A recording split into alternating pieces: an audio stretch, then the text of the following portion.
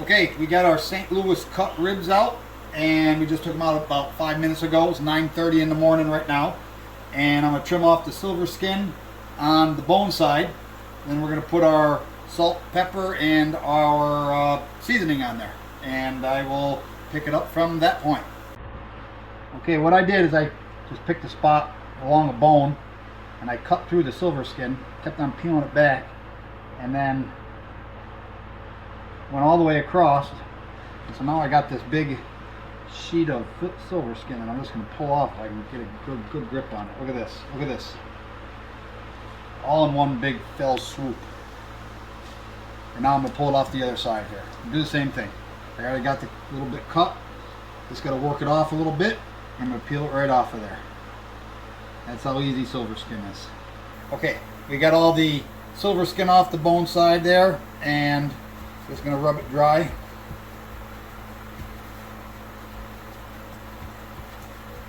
I'm going to put a little bit of salt and pepper on there.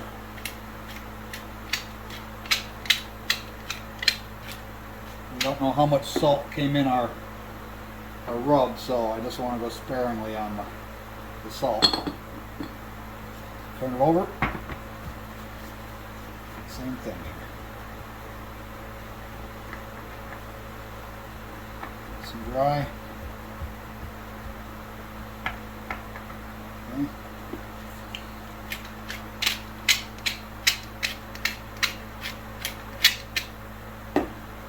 Salt.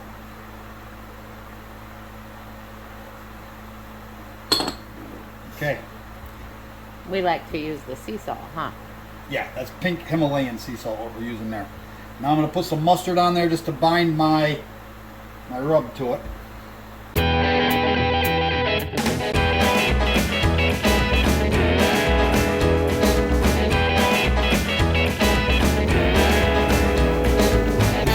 Barrel cooker, all purpose rub.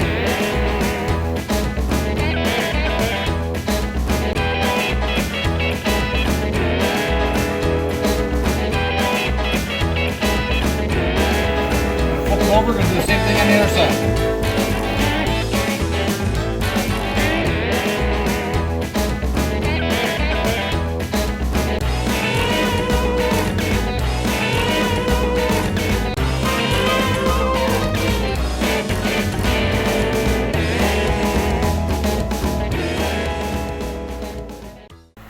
And now we're going to let it sit until about 11 o'clock. So it's 9:55 right now.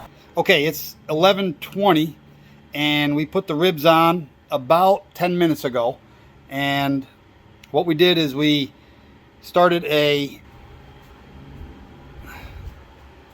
small charcoal going, about 8 briquettes, with some natural wood tumbleweed, and we added that inside the bottom of the cooker to about 42 additional briquettes, and then we threw in a handful of the apple wood chips.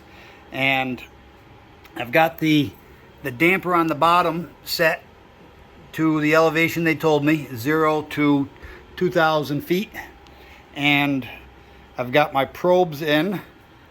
Now the top temperature there is the temperature of the ribs. The bottom temperature is the temperature inside the cooker, which is only at just under 135, 134.9. There we go, it's going up a little bit more.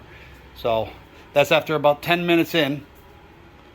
What we did ahead of time is we mixed up 2-to-1 mixture. We used this natural apple juice with some Bragg's apple cider vinegar with the mother. We did a 2-to-1, 2 parts apple juice to 1 part apple cider vinegar. And just before noon, or about 45 minutes in, I'm gonna spritz everything down. This is my little remote for my probes. You can see that internal temperatures come up another 1.5 degrees. So we'll pick it up in a little while. Okay, it's noon right now, and I am not going to spray this down with my apple juice mixture because it took a lot longer for this pit barrel cooker to come up to temperature than I thought it was going to. So right now we're at a temperature inside the pit barrel of 215.6. So I'm going to start my clock now. Now, what I did to try to hurry up and get that up to temperature is treated it like it's basically a wood stove. Is this bottom damper here, I just opened that up and fed as much air flow into there as I could. That helped bring it up a little bit quicker. But what I'm using is, to monitor the temperatures, is this dual probe smoke. And I'm really liking it because it comes with a little remote. So I don't have to keep running back out here and checking the temperature. All I've got to do is carry this little remote around with me, and it has alarms on it for high temp and low temp, so that makes it really nice. There is one more thing that I want to do with this pit barrel cooker, so I'll be right back and I'll let you see. Okay, this is the one last thing I wanted to do.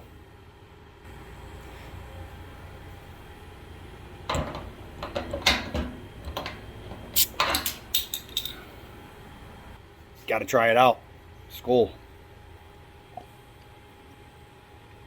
Now I've used the features of my pit barrel cooker. Okay, it's 12:45, and I had to come back out here and adjust my damper on the bottom, because when I closed it down, our temperature started to drop. Now I opened it back up to where I had it, trying to get the temperature up rapidly, and now it's right at 230, and we're gonna go leave it there, and I'll set my low temp alarm. We got plenty of charcoal in there and still some wood chips, so I'm just gonna give this a good misting here. What do you think? Yep, that's good. Yep, that's looking really nice. So we're gonna put it right back on there again. I am going to set my low temp alarm once that comes back up. See what that's doing right there? I took the cover off, temperature dropped down.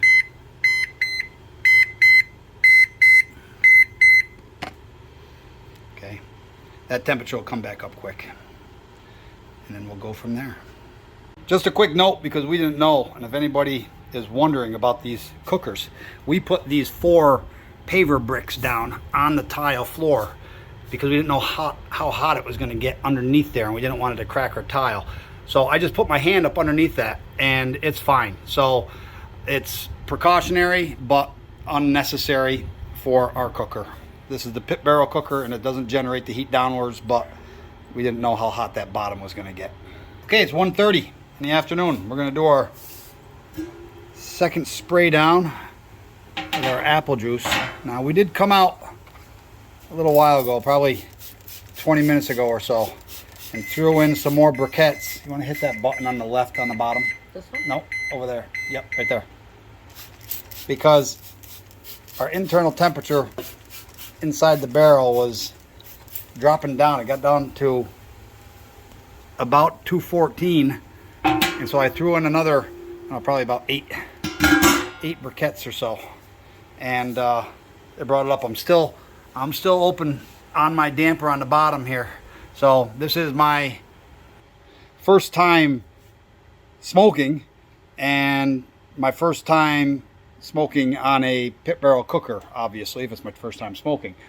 But next time, what I'm going to do is get a little bit deeper bed of the charcoal, maybe another baker's dozen charcoal briquettes in that bottom tray, and then bring my pit barrel cooker up to temperature first. So this meat is coming off of here in another 30 minutes, and then we're going to wrap it in foil. Did I forget anything? No, I think you covered it. Okay, it is 2 o'clock, and we brought our ribs in. Here's what we're going to do. We're putting some honey down that we got from a local apiary.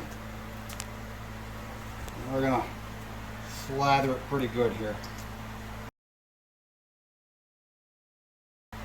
All right, what do you think? Pretty good?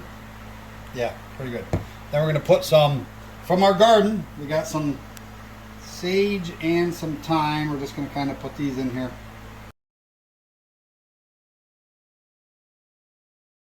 All right, and next thing we're going to put on there is some apples, sliced about that thick. These are called Cosmic Crisp apples. Our favorite apples are Empire apples from upstate New York, but hard to come by sometimes.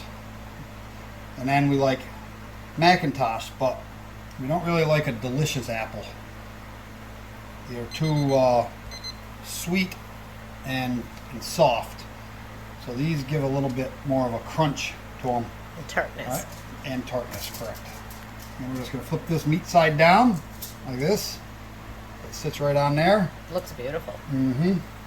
We're going to put honey on the bone side. Oh, Not- yeah. I'm not going to put any more sage or thyme on this side. Load this side up with apples.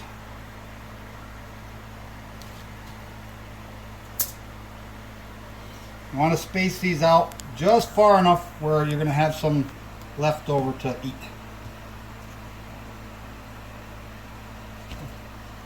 One for the sous chef.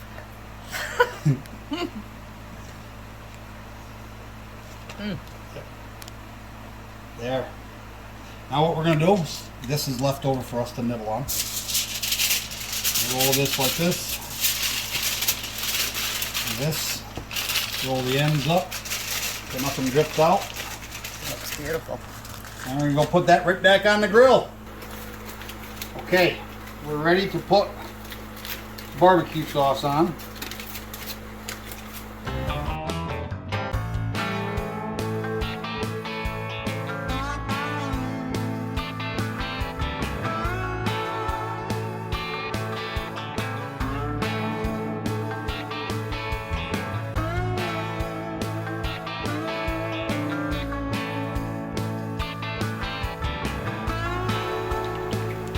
If you need to take the cover off. This is a Chipotle barbecue.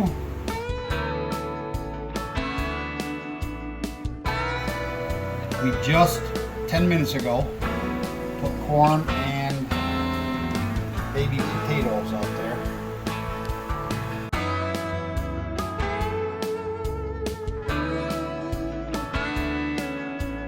It smells fantastic, doesn't it? Can you smell it?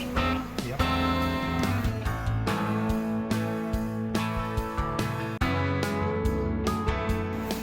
Right to it. Now we want this to go back on for about 30 minutes Over here on that one section. to get all of this barbecue sauce nice and gooey.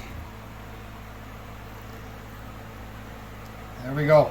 It's a little bit after 5 and we just pulled them bad boys off. Now we're getting some nice pullback on those bones. We got beautiful glazing going on. And over here, our little baby potatoes are now in the barbecue sauce, and our corn is in its basket.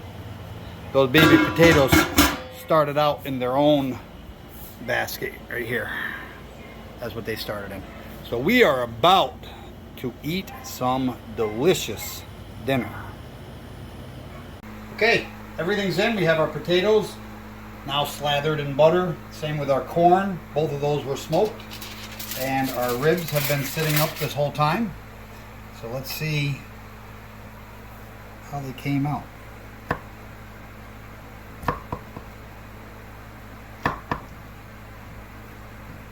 Oh, it's cutting a bone.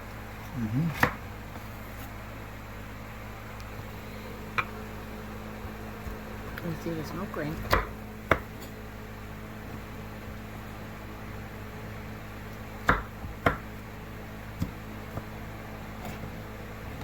All right, we'll take a part of this one right here.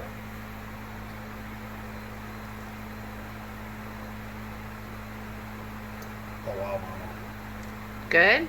Mama. Okay. We're gonna go dig out Nostrovia. Skull.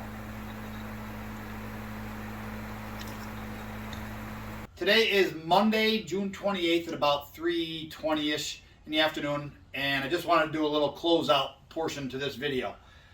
As far as the little chimney fire starter, we put, like I said, the 8 briquettes in there. We started it with the Royal Oak Natural Wood Tumbleweeds. Started real good. We did not use any lighter fluid in here at all or in the pit barrel cooker because we didn't want the fumes of that lighter fluid to come up into the meat. However, I have 4 bricks that the pit barrel cooker is sitting on. I am going to get a couple more because underneath here does get hot. It did heat up the tile floor when it was sitting there waiting. And I waited about 12 to 15 minutes before I dumped it into the main charcoal vat.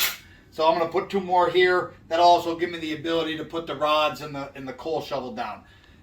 I do have a fireplace or a wood stove shovel here that I used when we came back out to put the ribs on when they were wrapped in foil. We did push them together, some with the shovel. We also did that again after we put the barbecue sauce on there.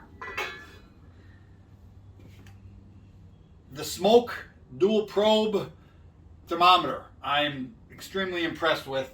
We used regular plain Kingsford charcoal, and when I sprayed the meat down twice with the apple juice mixture, I went pretty heavy with it, but I have a lot left over. So I mixed a half a cup of apple juice with a quarter cup of apple cider vinegar, and I have a lot left over from that. So I'm going to even reduce that down for 1 rack of ribs.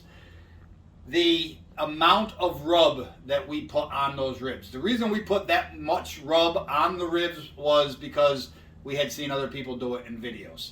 Normally, we don't put that much rub or blackening or what have you on the meat. We sprinkle it on there so you get a good flavor, but with putting that much rub on, we covered up our apple flavor from the wood chips, the spray, the apples that we put in there. We used almost 2 full apples, and I really didn't have an apple taste. Did you have one, Sweetness? No. No. So we're going to drastically reduce the amount of rub. We're going to put what we normally put on, and we're going to go from there. All in all, I'm loving the whole setup here. I'm loving the pit barrel cooker. Gave a good smoke to it. Once I started treating it like a regular wood stove, it was simple. These up here are your flues. If you pull a rod out, it let more in. My temperature shot up almost to 160. I was adjusting my damper on the bottom, and it was easy peasy. So that's about it. The ribs, even with that amount of not blackening, but rub on there, they were still really good. So I do like the rub that we put on there.